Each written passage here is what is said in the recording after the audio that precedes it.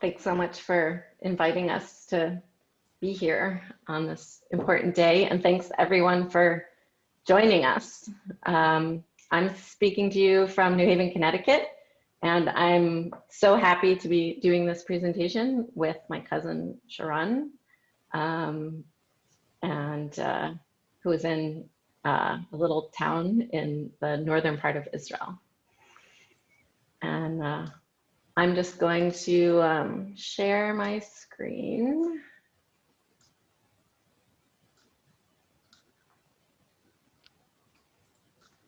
Does that look good, Julie? Great. So today we're going to tell you about a 14-year journey during which we discovered the life stories of our parents, grandparents, aunts, and uncles. They were Jewish families living fulfilling lives until 1940, when the Germans occupied the Netherlands and the Nazi civilian government established anti-Jewish laws that slowly stripped them of their rights, their jobs, education, property, and ultimately demanded them to report for deportation. Defying this order, our grandparents made the decision to go into hiding, making the agonizing decision to send their children separately in order to increase their chance of survival. Our, excuse me, our book, Invisible Years, weaves their stories together. It's as if the narrators are talking to one another and we are transported into their worlds. In early 2006, my mother received a phone call from a relative. The relative says, "You are a deserter, right?" She just saw an ad on a newspaper for Dutch immigrants in Israel. The ad was placed by the breathtaking church in Rotterdam. They were looking for descendants of two Jewish families that were hidden in the attic of the church during the Nazi occupation. The congregation wanted to invite the descendants of the two families to celebrate their 75th anniversary in the church. This was the first time we ever heard that our grandparents were hidden in an attic in a church. 11 of our family members from Israel and from the United States went to attend the celebration in the church. On the left is the sanctuary and the organ pipes, and on the right is the attic where our grandparents, Chaim and Fifi Dezuta, were hidden behind and above the organ pipes. After hiding in the attic for almost 2 years, and shortly before liberation, there was a Nazi raid on the church. Our grandfather Chaim wrote about the terrifying event in great detail and included this drawing of their hiding place. I will read an excerpt from my grandfather's Chaim diary on the raid. I hear someone walking through the church. There is the sound of multiple footsteps. Carefully, I hold the edge of the opaque green curtain against the wall and use my finger to create a small crack, only to grow rigid with fear at that very moment. On the podium below me, between the pews of the elders and deacons, at a distance of perhaps 4 meters, there are 2 green police walking around searching everything. And then comes the stage of paralysis, the sense that all is lost. 61 years later, I had a moment alone in the organ loft, and I pulled back that same curtain to look into the nave, just as my grandfather had when he saw the Nazi police searching between the pews. There is still a small chance. Now the super heavy ladder still has to be raised. One slip and that's the end. For the Germans are already below me in the foyer, from which we are separated by thin slats of wood. They are coming up the stone staircase to the little storage space. I close the trapdoor and cover the cracks with a cloth, and a German hand is already at the door of the storage space. I remain standing on the trapdoor, completely motionless. Just before the raid, Chaim placed their lunch dishes on this brick wall. This is where he was standing in the dark after he raised the ladder. After what seemed to him like an eternity, the sexton's wife knocked on the trap door to tell him the Nazis had left. When they turned on the light, they saw a spoon teetering right on the edge of this brick wall in this photograph. Had it fallen when the Nazi police were standing below, my grandparents and their rescuers would surely have been murdered. Reverend Gerrit Brillenburg-Wurst and his wife Gerda saved the life of our grandparents, who were complete strangers. At that celebration in 2006, we met with the grandchildren of the pastor. They invited us to dinner at their home in Amsterdam. It was a lovely dinner, and over dinner, they asked our mothers, Miriam and Judith, to tell more about the war. And we started to hear stories we never heard before. That night, we decided we should start collecting those stories. And that night was the first time the idea of a book came up. And I want to pause for a moment and tell you that the granddaughter of Reverend are here with us today. So we are really excited.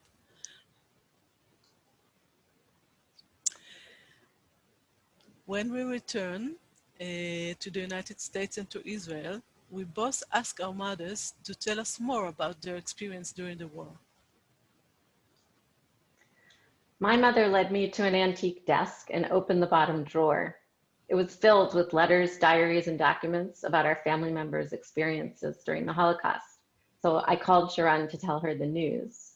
Yes, and I told you that my mother has the same Holocaust drawer. The drawer was, we found accounts from 8 family members who became the narrator of our book, Invisible Years. The 8 narrators in Invisible Years are from 3 nuclear families. This is the D'Souza family.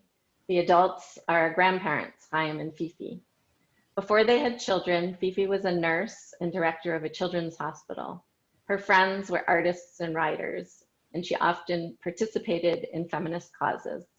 Chaim was a pharmacist who was interested in philosophy. He was required to work as a military pharmacist in the Dutch East Indies in return for the military financing his education. So the 3 girls were born in the Dutch East Indies, where this photo was taken. The family returned to Rotterdam in 1936, where they had a fulfilling life that they shared with one another, good friends, and a large extended family.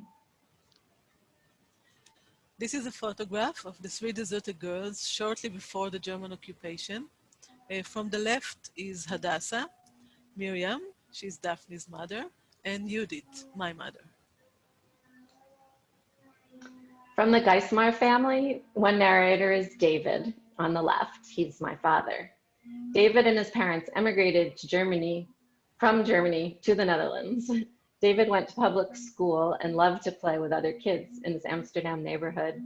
And every summer until 1936, he returned to Germany to visit his grandparents. The other narrator in the Geismar family is David's father, Erwin. Erwin had a factory where he designed and manufactured leather accessories. In 1940, he volunteered as a social worker for the Committee for Jewish Refugees. We learn a lot about the social and political situation from Erwin. David's mother, Greta, is not a narrator because she didn't leave any writings. In the Cohen family, the only narrator is Nathan, my father, but from Nathan we learn about his parents and his sisters. My father grew up in Apeldoorn, when he spent most of his time with his friends in a garden of an empty house next to a pond where they built a clubhouse, went swimming in summer and ice skating in the winter. His father, Yitzhak, was a general practitioner. In 1939, all 3 families welcomed German Jewish refugees to their homes. In the case of the D'Souza and the Cohen family, they each foster a girl the age of their children. We'd like to show you just a few of the things that we found in the drawers. In my mother Miriam's drawer, I found this document written in German, which I don't speak, but fortunately my husband Rob does. After reading the first page, Rob told me that this is a memoir that my paternal grandfather, Erwin, wrote while he was in hiding. I knew almost nothing about him.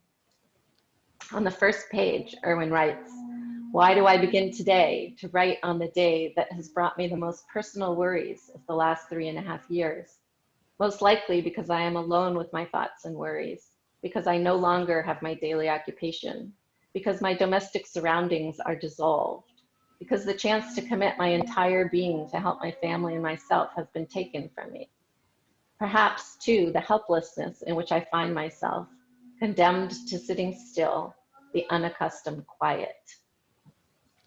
And towards the end, Erwin writes, "In the end, I hope that my lines will be read by people who will see how we struggled under terrible circumstances, and that the reader will want to take up the struggle that we have fought and experienced from the front lines for the construction of a worthwhile, humane society." I wanted to say one more thing about Erwin before we move on. Erwin began writing on July 21st, 1943, in the Amsterdam apartment where he was hidden 2 days after he had sent his 13-year-old son, David, my father, to a safer address. 6 weeks later, Erwin was captured by the Germans, and on November 19th, 1943, he was murdered in Auschwitz. Neither my mother nor my father knew Erwin's memoir lay hidden in an envelope with my grandmother's papers. My father died 3 years before we found it. For me, bringing my grandfather and father's voices back together is the joy and sorrow of this book. In my mother Judith's drawer, I found her yellow star. She was almost 10 years old when she went into hiding. She wrote about the day she had to leave her parents and sisters.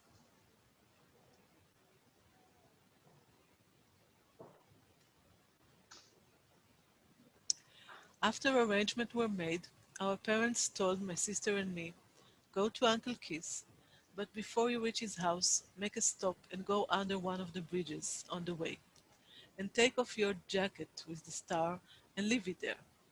Once you reach his house, he will take care of everything." Under the bridge, I took off my jacket and put it in a bag I had with me. At that moment, I didn't realize the danger of keeping the star. I kept it a secret, realizing I had disobeyed my father, and put it in a book I love to read. I want to tell you that the three sisters went together to the bridge, but they hid separately after it, each one in a separate hiding place, and each one changed several hiding places during the war. This letter by our grandfather Chaim was in Miriam's drawer. It's addressed to his 3 daughters, written 5 years after the end of the war. After it was translated, we knew it was a guide of sorts to make sense of the world after the Holocaust. Chaim draws from the Bible, Buddhist texts, Jewish philosophers, scientists, and writers. We continued to find things for another decade. Many of our findings led to more questions, so there was a lot that we searched for, and other information seemed to find us. In the piles I brought home from the Holocaust drawer, I found a typed translation of this note written by my mother, Miriam, to her parents when she was a child in hiding. If there was a translation, I thought there had to be an original, so I went back to my mother's house to search the Holocaust drawer. When I didn't find the note there, my mother revealed that there were actually more papers in her bedroom. And indeed, there were 2 tall piles on her dresser, and there I found this beautiful fragment. In her note, Miriam reassures her parents that she is okay, describing her cozy bedroom. But from Miriam's account, we know that that quickly changed. Miriam wrote about her sleeping arrangement in her account. When the Germans started to unexpectedly search homes for hidden weapons, hidden Jews, and hidden pilots from a downed airplane, a friend of the family came to make a hiding place under the kitchen floor. He made a trapdoor and then put linoleum over it. You could crawl in it. 2 mattresses were put on the dirt floor.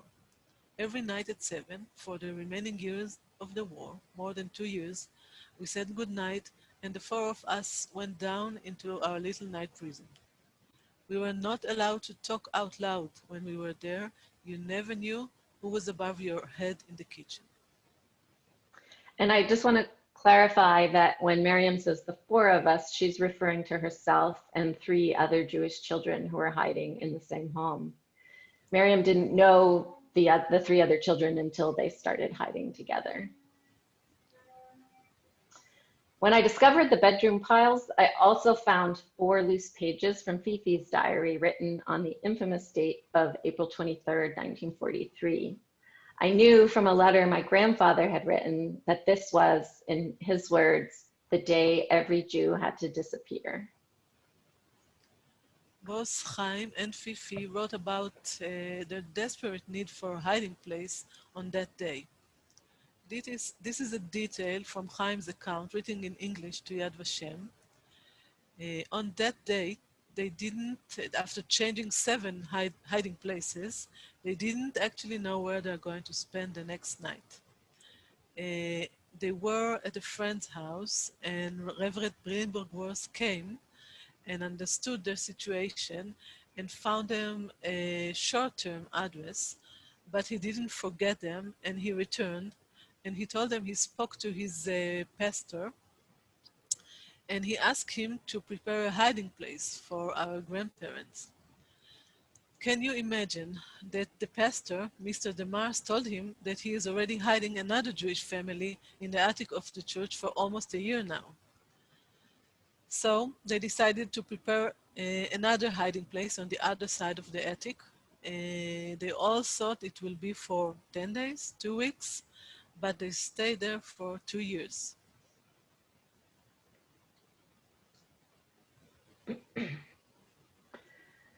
For almost 3 years, the D'Souza girls had to move between hiding places, losing track of their sisters and parents. They sometimes suffered from lack of food and were always in danger. When Judith had to leave the home where she was hiding with 3 older women because of increased raids in the neighborhood, she was taken to a farm owned by a family with 8 children, not knowing the horror that she was about to endure. When Judith realized our book would be published, she made the difficult decision to share her complete story. She had written about it with plans to leave it for Sharon and her 2 sisters to read after her death. What you're looking at is the back of a photograph of the couple who hid Judith. In the photograph, on the front side, they're receiving recognition for hiding her. At the bottom, in Judith's handwriting, you can read the crimes of the father and his 2 sons.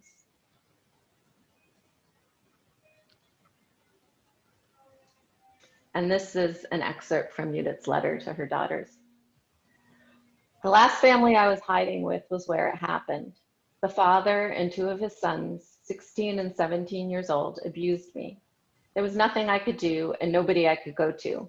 I never told my parents. Years after, Poppy submitted their names to the righteous list in Yad Vashem, and sometime later, they sent us a letter with pictures of the ceremony in the Israeli consulate, where they got a medal and a certificate and trees planted in their name for saving a Jewish life. So in 2016, Judith, her daughters, and I requested that this person be removed from the righteous at Yad Vashem. He was the opposite of moral and virtuous. I met with the director of the Department of the Righteous and gave her Judith's written account.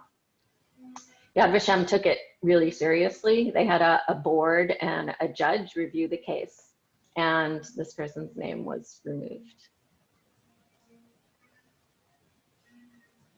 After Daphne came to Israel, we went together to the Netherlands. We picked up photographs, we went to archives, we met with the helpers, we visited the hiding places, including a small town, the small town of Ghent, near the German border. Ghent is the area where Operation Market Garden took place in 1944. And Ghent is where my father Nathan was hidden, together with his parents, 2 sisters, and a foster sister, Gertrude, a German refugee. This is my father, Nathan Cohen. And Sharon and I noticed as we were waiting for the talk to start, that Geert from the Ghent Yes. Historical Society is with us today. He and his colleagues gave us a really wonderful tour of the town, and we're so thankful for all that they shared with us and delighted that they're here today. So initially, Natan's family split up to go into hiding. 6 months later, Theo Van Dalen and his wife Betsy invited the entire Cohen family to hide in their home. Theo enacted brave and sometimes humorous plots to sabotage the German war effort. In the aftermath of Market Garden, Theo and Betsy's house was bombed. Miraculously, all survived, but Natan and his family had to quickly find a new hiding place. Natan's account, his entire account, reads like an adventure story, and we'll share just a small excerpt of it with you now. The Germans shot down bombers and fighters over Holland. Theo must have had good contacts with the Dutch underground because that winter he had more guests, Canadian, English, and American pilots on their way back to England. I practiced my English and my chess on the poor downed aircrew members. We also kept war maps, which we prepared ourselves, first tracing them from the World Atlas and then enlarging them by scaling. We had 2 different lines of pins for Russia, sometimes hundreds of kilometers apart. One where the Germans said the front was, and one where the BBC said the front was. My grandfather, Isaac Cohen, Yitzhak Cohen, and Theo Van Dalen, the policeman, received this certificate signed by Eisenhower, who was the commander of the Allied forces in Europe at that time. The certificate is for gallant service in assisting the escape of Allied soldiers from the enemy, which we learn about in details from Natan's account. Daphne, we discussed it. I was always wondering why they didn't tell us anything, why maybe they wanted to give us a regular childhood. Maybe they wanted, it was too hard for them to tell the story, but I never understood why hide this kind of certificate. It's a source of pride, I think. Yes, yeah. Those ancestors of ours were remarkably humble people, I think. So eventually, we had a treasure trove of stories from our extended family. I first understood the power of words and images when working on my thesis at Yale. It was about Direction magazine, which was published from 1937 to 1945. In this magazine, artists and writers speak out against fascism and social injustice. These provocative covers are by the great graphic designer Paul Rand. At the time when I was working on this, I didn't realize how connected my thesis was to my family history. With our family archive before me, I was able to draw on 20 years of experience planning, designing, and producing books on art and history for museums.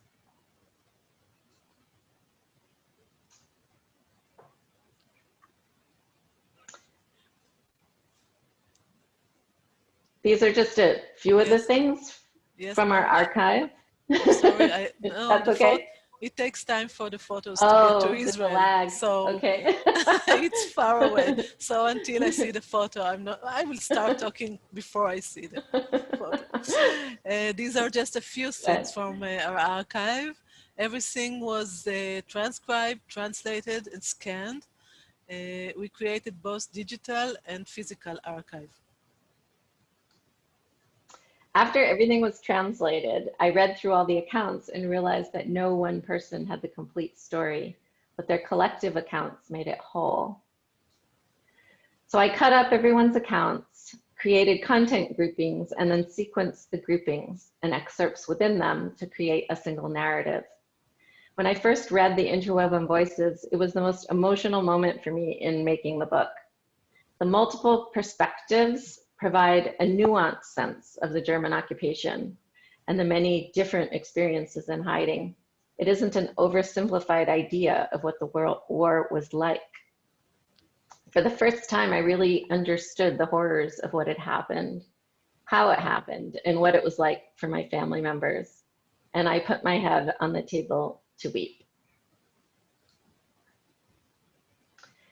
As I pieced the narrative, I was curious about the many people, institutions, and events mentioned by the narrators. So I researched and read about them and then drafted history briefs together with a writer. Robert Jan van Pelt, the renowned Holocaust historian, checked and added to them, and he also wrote the foreword and chapter introductions for the book. I worked with a photographer who shoots art for museums to digitally capture the photographs and artifacts in the book. So finally, on December 19, 2019, just before the Hogwarts sky were closed, as we all know, we met in Florence, Italy, for the printing of the book. It was a very exciting moment for us. The book is 248 pages with 63 images, 64 history briefs, and it's slightly oversized. The end leaves are the lining paper that was at the bottom of my mother's Holocaust drawer. Each chapter opens with an introduction and a timeline. The introductions, as I mentioned, are by Robert Jan, and they provide historical context. The timeline summarizes what is happening at parallel moments with the narrators, politics, society, and the war. One juxtaposition at the start of this timeline is that we have the Jesuita girls going into hiding in the same month that their cousins are murdered in Auschwitz. The chapters titled Before, Trapped, Forbidden, and Separated are organized by family grouping. This is the Jesuita section of the Before chapter. And here you can see Miriam, Judith, Hadassah, Miriam, Hadassah, Miriam, that the three girls are talking and their voices are interwoven as they have this conversation. And in the outside margins here and throughout the book are the history brief call-ups juxtaposed to related references that are in the personal narrative. This map opens the hiding chapter. It shows the hiding places of the 8 narrators, the names of those who helped, the dates and the addresses. The map flips out to show the hiding places in the east. The Jesuita family addresses came from the letters that my grandfather Chaim submitted to Yad Vashem. We didn't know they exist until we connected Mordechai Paldiel, the former director of Yad Vashem Righteous Among Nation Department. Mr. Paldiel remembered Chaim. He said he was one of the first to submit requests for recognition of the helpers, and he said that his letters were very detailed. In total, the map shows 27 documented hiding addresses for 8 people.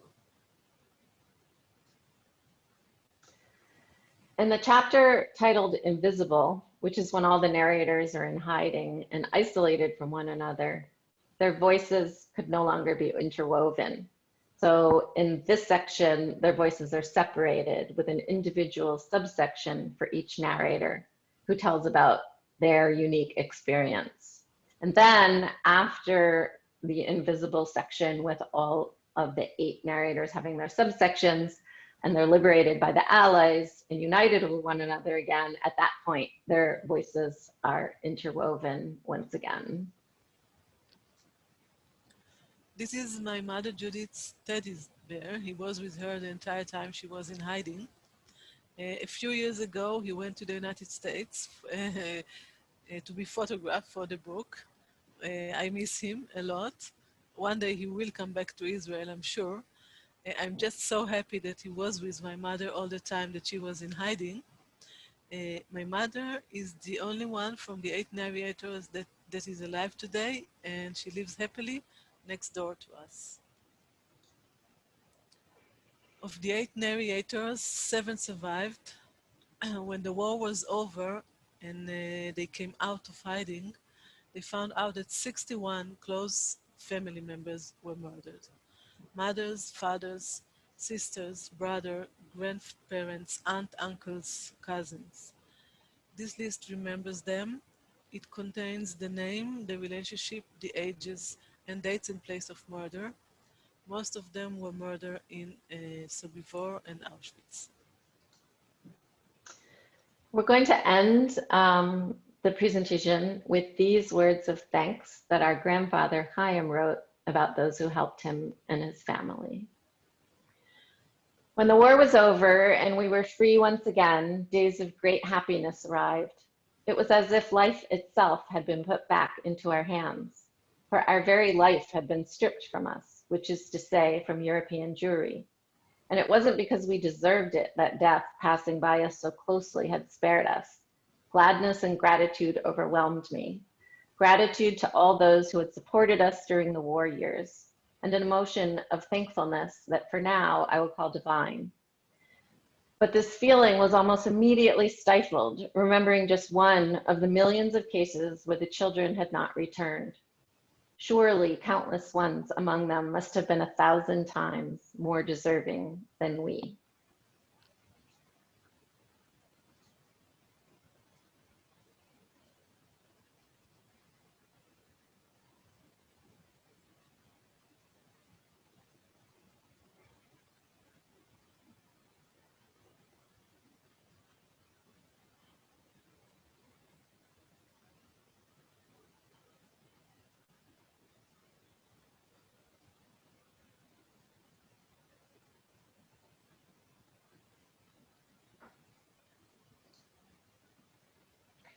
Thank you. Thank you very much. Well, thank you so much, Daphne and Sharon, for that extraordinarily powerful presentation. Thank you for sharing the story of your family. And thank you everyone for being here. Now we have some time for Q&A. So I'm going to open up the chat box. If you want to put your questions in the chat box, you're free to do so. We already had a couple of questions that came in, so I will start with those. The first is, when you had the items scanned, what did you then do with the original items? Most of the original items are with me, carefully archived in archival boxes. We also have a digital archive of everything. The actual objects are with me, and some things are still in Israel with Sharon, and there were a few items that we borrowed from other people, especially from the rescuers and those who helped, and those have been returned to them. And another question was whether there's an audio version of the book, or the possibility that someone might want to make a film about your family's story. Well, we've received a grant to create a documentary short of the book. So we're just starting to work on that now. So in about a year and a half, there will be a film. There is no audio version, which is a really interesting question, because the images are so important. They're really part of the narrative, and also the interaction of the personal stories to the history. So I haven't spent a lot of time thinking about an audio version, and I'm not sure if this book can work in that form or not. That's great news that a documentary is going to be made. So a couple of questions about the girls in the video. The first question is who actually took that video footage? Do you know? And who is the third sister? Two are your mothers. Sharon, do you want to take that one? Yes, the film was found a few years ago at my cousin, my mother's cousin, Chaya, she lives in Amsterdam in Holland. And they found it in their basement. And it was small little pieces of film, beautifully images. And actually this week we received an edit version of it, an hour and a half of images of the family before the war. And a small part of it is with the De Zoete family, my grandparents and the three daughters. The three daughters are are my mother, Judith, Daphne's mother, Miriam, and the third sister is Hadassah, me and Daphne's aunt. She also lived in Israel. She's not alive today, but her story is in the book too. And actually, there is a bonus in the book. As you know, the husbands of Miriam and Judith tell the stories. They are a narrator in the book, Nathan and David. And Hadassah's husband, Ziggy, was also a child in the Holocaust, but he has a totally different story. He wasn't,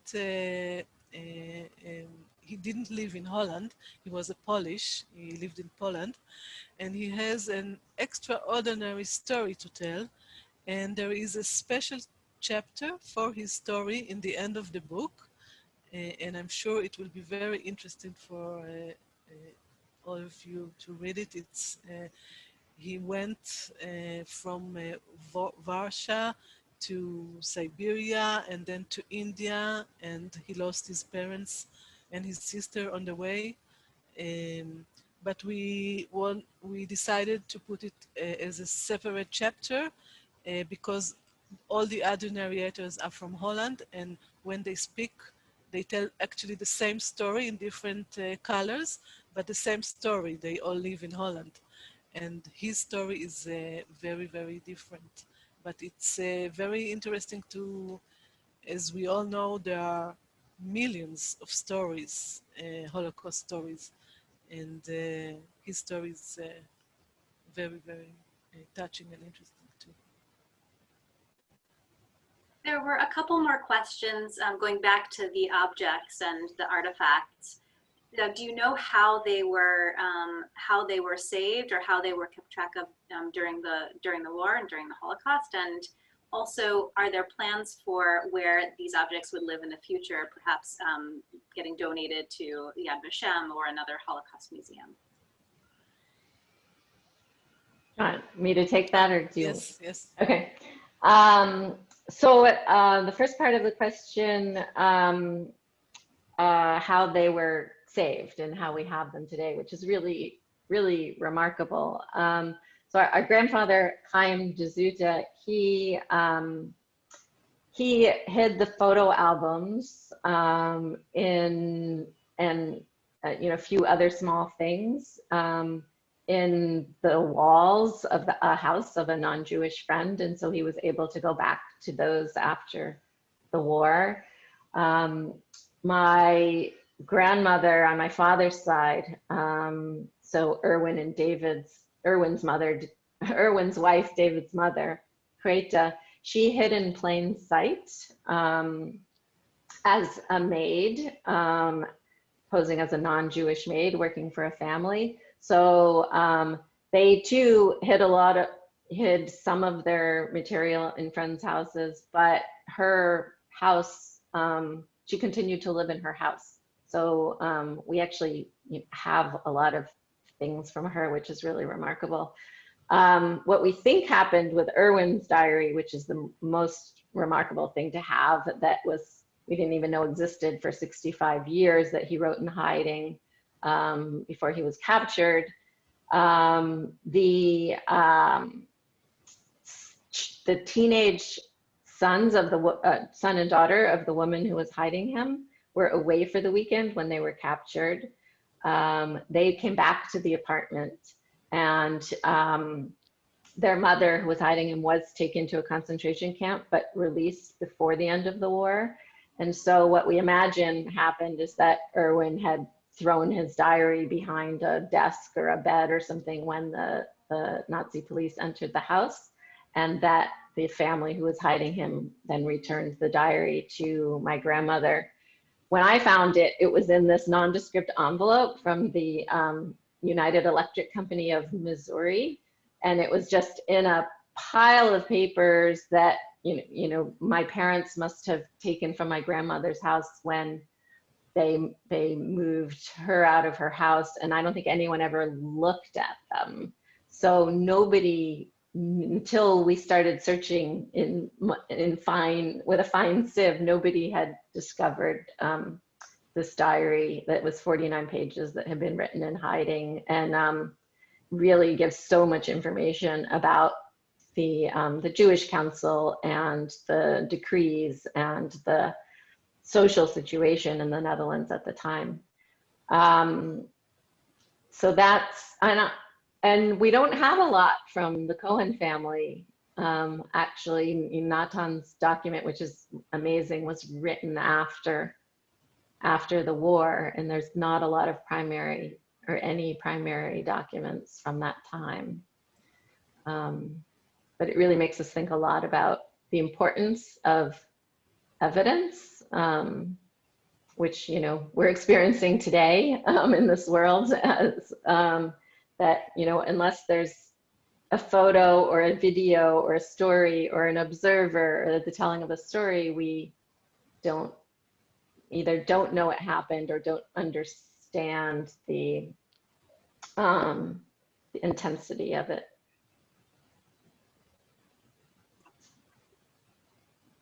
Are all the documents and their English translations available online for readers of the book to see? I'm not totally sure I understand the question.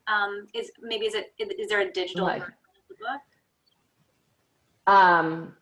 There's not a digital version of the book. There's not an online archive of the full documents at this time, which also reminds me, I didn't answer the second half of the other question, which is, will we be giving the archive to a museum or institution? And we will be, that's our plans for it. And we've been talking with various museums at this time, both about housing the archive, as well as some exciting educational programming and events and exhibitions that might be coming up, that will be coming up.